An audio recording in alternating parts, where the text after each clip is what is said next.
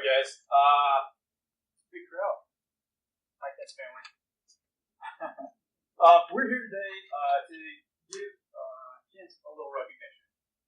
Each time somebody graduates from structure stage treatment, we like to take the opportunity to congratulate them, talk a little bit about the experiences that they had, and in Kent's case in particular, because he moved through treatment at record-shattering speeds, we want to identify some of the things that have made him successful in his time here. Now, I think it's important before we do that to acknowledge sort of where he started. He's been functioning at quite a high level for some period of time, and I think that sort of paints the picture that he hasn't gone through any struggles or things like that, but he's really made a lot of progress since the time of his accident, motor vehicle accident on May 10th. Okay? So we want to talk about where he started, where he is now, what progress he's made, and how he got there. So, again, motor vehicle accident, was in a coma for 1 week. May 10th was the date, again, guys. And while he was in a coma, he contracted pneumonia. When he woke up, he had a broken jaw and a broken neck, right? There was a bone in the neck that was broken, so he was wearing a neck brace as well. In addition to some of the physical stuff, lots of cognitive deficits. Okay, so similar to most of you guys that have survived traumatic brain injury, those things were present for Kent as well. Now, I'm going to try to be brief because I am just, as Hurley mentioned, a preview to the actual show here. But some of this information comes from Kent's wife, and it's too good not to mention. It's very representative of the things that were going on. Okay, so I've got a cheat sheet here. Excuse me, I'm going to be reading right off of it, but that will keep me sort of on point and less verbose, more concise. So it took Kent almost 3 weeks to sit up in his wheelchair. He was so fatigued when he came to, that is when he woke up from his coma, that he would occasionally sort of fall over onto the table while he was having his meal. So he couldn't hold his head up on himself, by himself. It took 3 months for Kent to be able to walk on his own. During that time, he experienced lots of impairments related to balance and coordination, sort of gross motor movement types of thing. Kent couldn't subtract when he first started talking to some of his therapists. Okay. Does anybody know, by any chance, what Kent does for a living? He's a physics professor. Okay, so not being able to subtract is something that was probably terrifying, left a lot of uncertainty. Okay. In addition to that, the awareness of the math skills, it just wasn't there. So, for example, you would ask him, "How are you doing on this task?" And he would say, "It went very, very well." Okay. Kent had some processing speed and mental manipulation issues. Kim, his wife, reports that he took an entire minute to make even short responses to simple questions that include yes or no comments. Couldn't remember his parents' names or nicknames that their children called them. Had some emotion and behavior regulation stuff. Fearful calls to family members in the middle of the night. Didn't know the difference between night and day, so this falls within the category of orientation, being oriented to person, time, and place. He'd be waiting for dinner at 8 a.m. At the end of the day, he would be mad that therapists hadn't come and talked to him, even though he'd had an entire day of therapy prior to that. And told friends that he was teaching his daughter Urdu. Okay, anybody know what that is? Kent, enlighten us. I don't know what that is. Okay, It's a language spoken in Pakistan. In Pakistan, yeah. Absolutely. And this, of course, is not true, to my knowledge, to Kent's. I don't know that language. Really, so this is what we would call confabulation. making things up entirely, not intentionally lying, but being so confused and so dysregulated that you're sort of making up things that aren't happening. He couldn't swallow for several days after he had his feeding tube removed. He couldn't consume thin liquids for up to 7 weeks. He was pulling out IVs in the catheter. He's yelling while he's in the hospital that he's freezing cold. As I'm told, he is throwing clothes off at that same time. So kicking blankets off and then kind of getting on to nurses and things like that about the temperature in the room. Let's see. And this one's maybe my favorite. Would frequently sing at the top of his lungs at around 10 p.m. at night. Has been known, in addition, to ask when his performance was scheduled.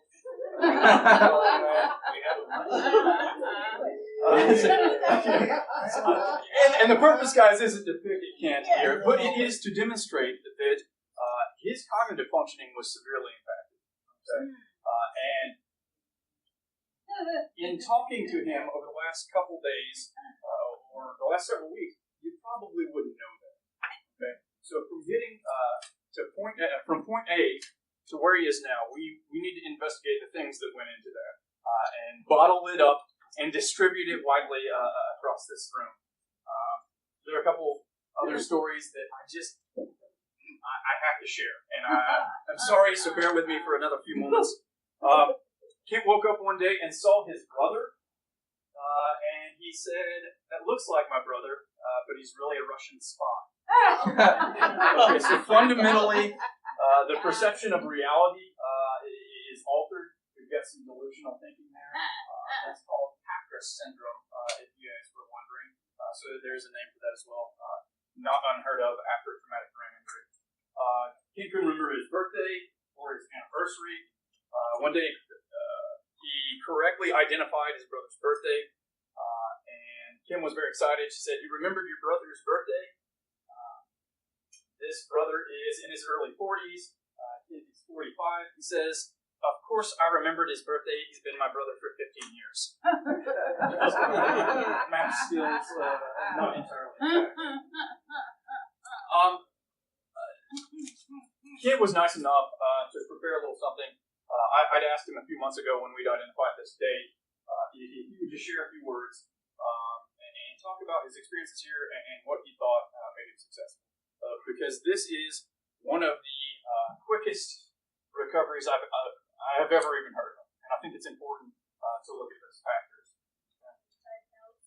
Take notes, follow his lead. When he first got here, those deficits weren't that prominent, okay, but they were still significant. Kent, when I talked to him the first time, was fairly tangential, meaning that he would kind of veer off into left field, very, very verbose, frequently repeated himself. The processing speed just wasn't there, so it takes him a minute to sort of digest information and come up with responses and things like that. And then he might turn around and tell you the same thing a few moments later. There were some issues with frustration management. In other words, he's getting a little more agitated a little more quickly, and some anxiety issues related to driving in particular and discussing the motor vehicle accident that he was in. Now, I'm happy to report that throughout his time in treatment, those anxiety symptoms have been alleviated. In fact, as a measure of progress, Kent drove last weekend. And with regard to the cognitive stuff, guys, during our last test administration, so a psychometric, a measure of mental functioning, Kent was pointing out how poorly constructed some of the questions were. So you can maybe squash some of the concerns about what level he's functioning at within that area. Obviously, he's long surpassed my math skills. McChristen score those things. Do that kind of work. I have some. What's that? Can't be me. I would help if I could. So some reports from speech therapy, just going to read it straight up here. When kids first started in speech, we were working on remembering 4 things for 2 minutes, and by the time the goal was discontinued, he was remembering 5 items for 32 minutes. His reading improved from remembering a single paragraph to remembering journal articles that are written at the college level. She also mentioned repeating stories several times during the session, which doesn't happen anymore. He also went from paying attention to one thing in a sort of confined space in an office to completing divided attention tasks during this group. So what that means is that we're giving him 2 different puzzles, and then we're telling him to also pay attention to the content of the group and come up with correct answers for all 3 things simultaneously. That's a little thinking outside the box to produce something like that as a task to do.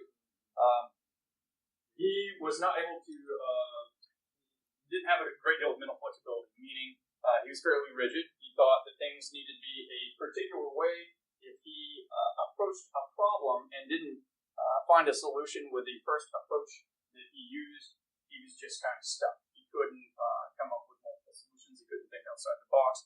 That's not a problem anymore, obviously, as well.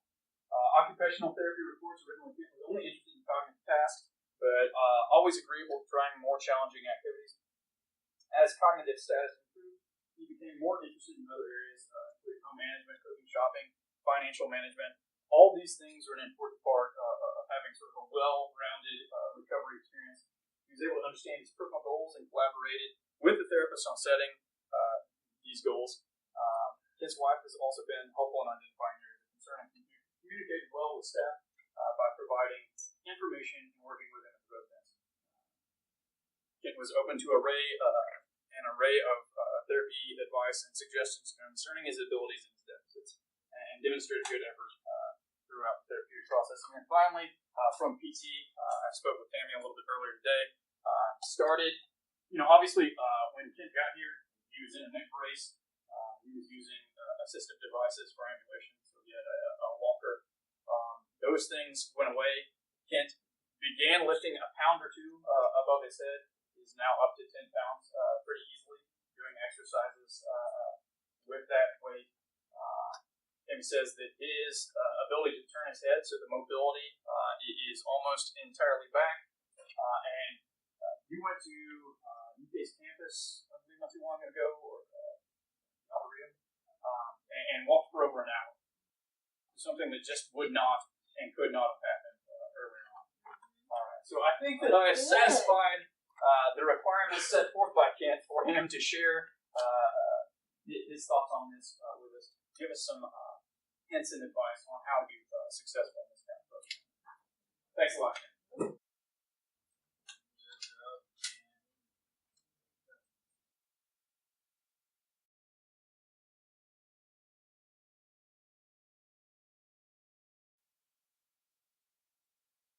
So, anyway, Jared asked me, given the fact that I have made tremendous progress, he asked me would I share what I think made that possible. So, I said that I would do that if he would remind me where I was when I started, because me included, here, some of us here don't have such good memories now. Post brain injury, so I said. Remind me and you all where I started, and then now it's my turn. I will tell you what I think it was that allowed me to get from A to B. The things that Jared said, and this is going to be very brief. I just have 4 or 5 things here that I'll go over one at a time. First is faith and hope. My faith in God and my hope that He was going to bring me successfully through this very traumatic time, I think was instrumental in that. Because if you don't have a reason to think you're going to succeed, then you're not going to succeed. And for me, that was my own personal religious faith. I didn't like going through this experience at all. I'm sure, like all of you, if push the reset button and say my accident never happened, I would do that. But even, but when the first time I started, after a few weeks of being in the hospital, after I was actually able to start having some coherent thoughts,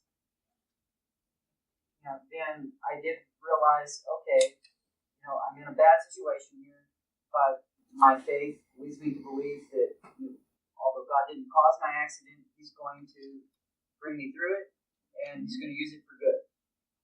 And I think He has. I mean, I have seen lots of good things that are coming. I value my family more than I did. It's not like I didn't value them before, but I value them even more now. I think it brought my daughters closer to each other, because one was in the accident and one wasn't. And the one that wasn't was helping the one that was, and that brought them closer. So I'm thankful for that. I got to know all of you.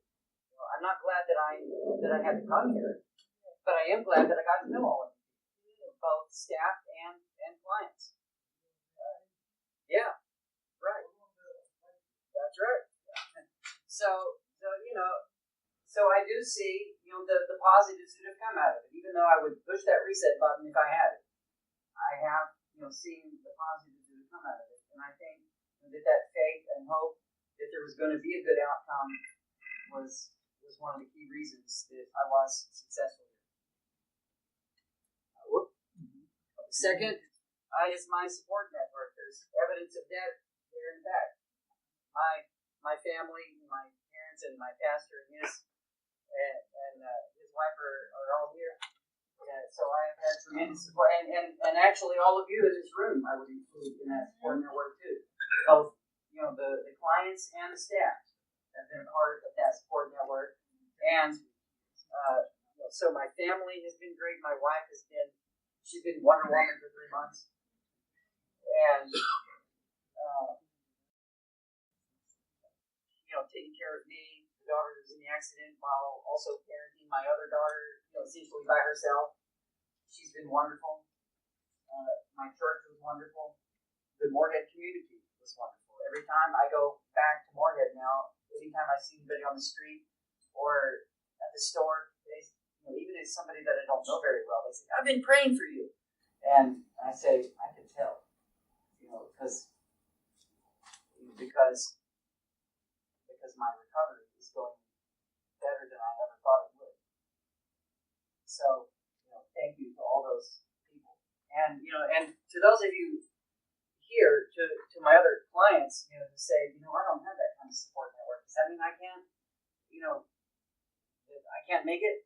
I would say, well, actually, you do have a support network, because I'm including you and the clients and the staff in this room were a part of my support network, and you all have that. You have each other, you have the staff here, even the residential staff. Some of the residential staff, when Kim would drop me off, when my wife would drop me off, I would think, I'm taken care of, because these people are going to take care of me as well as my wife would. Not because I thought my wife wasn't doing a good job. I already said she was superwoman. But the staff here took care of me as well as I would have been taken care of if I was at home. And I think the same is true for all of you. So you do have a support network. And as far as and one of the things, you can include me on that on the list of your support people too. All the people in Moorhead that I would go home and see somebody that I didn't really even know very well, and they're saying, "I prayed for you," and I was thinking, if it was that person that was in the hospital, would I pray for them? I don't know. And it started causing me to question, maybe I need to broaden, the people that I'm praying for. So actually, all of you, all the clients here, I have committed to myself. I'm praying for you now. So you should include each other and the staff here as a part of your support network. Persistence and willingness to do hard things. I will never forget my first group session. When the very first day that I came here, Hurley did the very first group session, and I will never forget it. He told everybody that I had a PhD in physics, which, I'm like, oh great, now I'm a smart guy. And I was, and that was my nickname. But you can have worse nicknames, so that was okay. But I will never forget that first presentation that he gave me, because he asked me a bunch of questions about what it was like to get a PhD in physics. He said, that was easy, right? No. He said, were there times when you had to sacrifice things that you wanted to do instead so that you could do that? Yes. And, he went down a whole list of things that were hard about getting my PhD. And he said, to the other client, sound anything like it of a brain injury? And everybody nodded, yes. And I think that was the first time, even though I was in the hospital for 7 weeks, and I had therapy when I was in the hospital, it wasn't until that day, that first group session that Hurley gave, that I realized, this is going to be different than just getting over a cold. Or this is going to be different than just getting over a broken leg. This is going to be hard. And, and I thank you for helping me understand that on my very first group.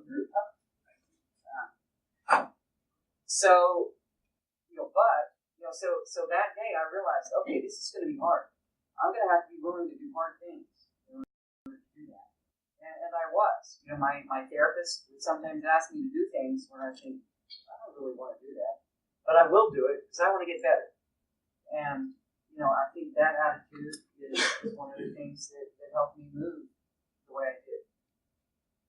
And then finally, so also to that first day, one of my other nicknames here is the professor. So this is me being the professor. When I'm a professor on campus, each lesson, I usually pick out one thing where I can say, okay, if you only remember one thing out of today, this is the thing. Okay, so I'm at that point now. If you only remember one thing out of what I'm talking about, this next one is the thing. Trust in the therapist and the other staff here. I did that.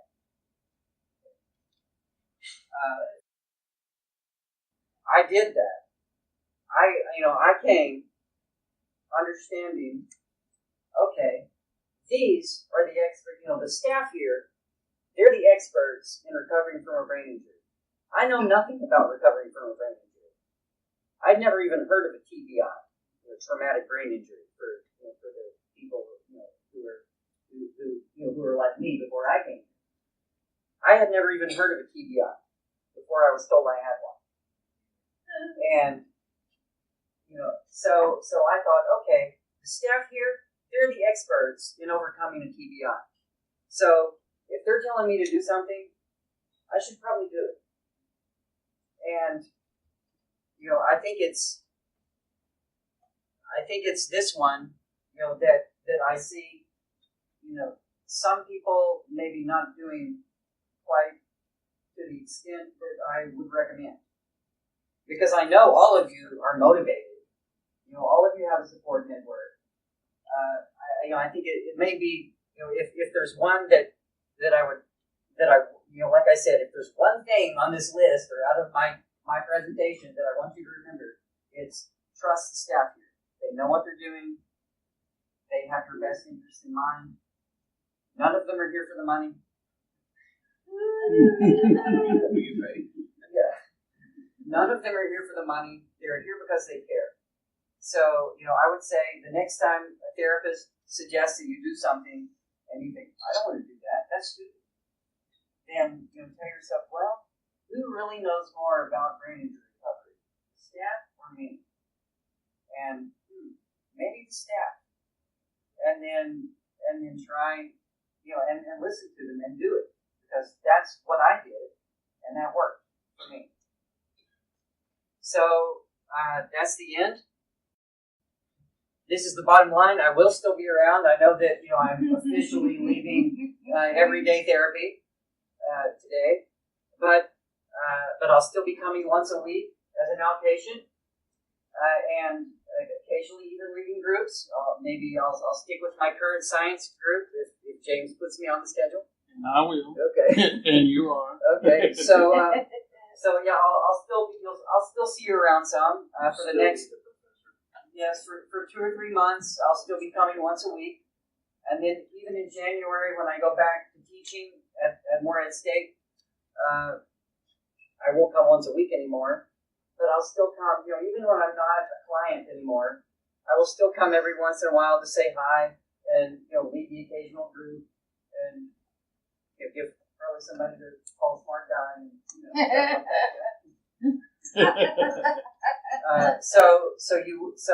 although this is my last day of everyday therapy, I'm saying bye, but not forever.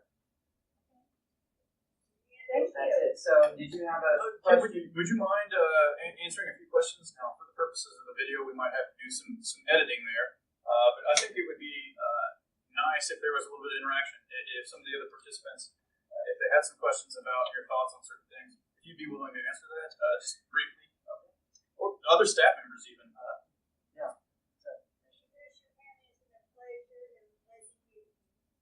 Okay, so the question is, will I introduce my support group? So my parents are here, Judy and Larry.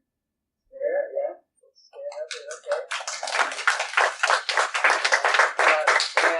And my immediate family, my wife Kim and daughters Beth and Lauren.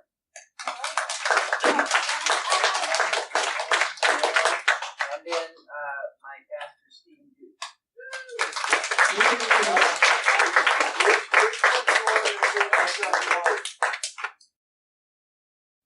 Which one was in the accident? Both of them. The question is, which daughter says I suck at art, and that would be both of them. and they're correct. One of the things that I appreciate about the therapists here is that they were trying to get me back to where I was before the accident. And that includes, so they didn't say, oh, you're testing average in math, bye. Because as a physics professor, I need to test above average in math. But also, they didn't say, you can't graduate until you test average in art. Because if they said that, I would never leave. Okay, so I appreciate both of those things, about the staff here. They worked with me. They helped me get back to where I needed to be in the areas where I needed to improve. But they didn't make me worry about the areas where I didn't.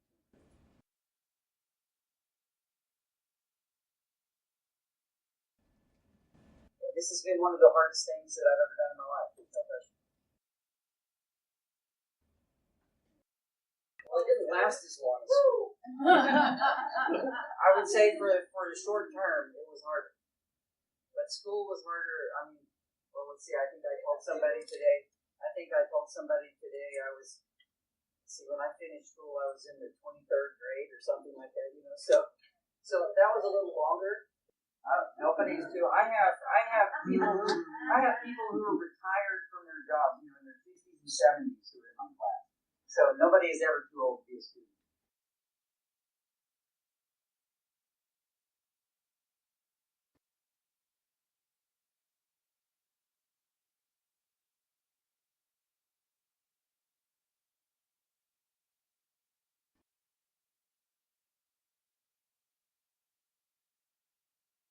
All right, guys. Let's give Jen a round of applause. Thank you very much for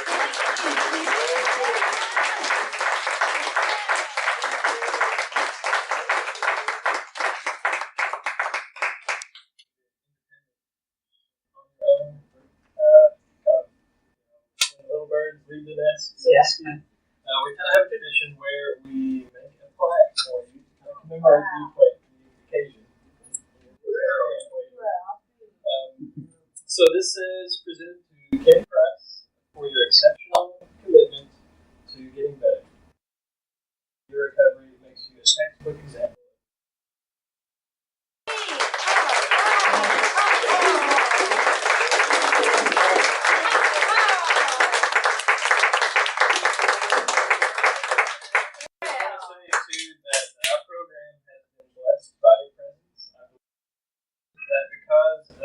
Things that we've seen you go through and the things that we have gone through with you, I believe that we've all learned things and the program is a better program for you. You will always be a part of this building, a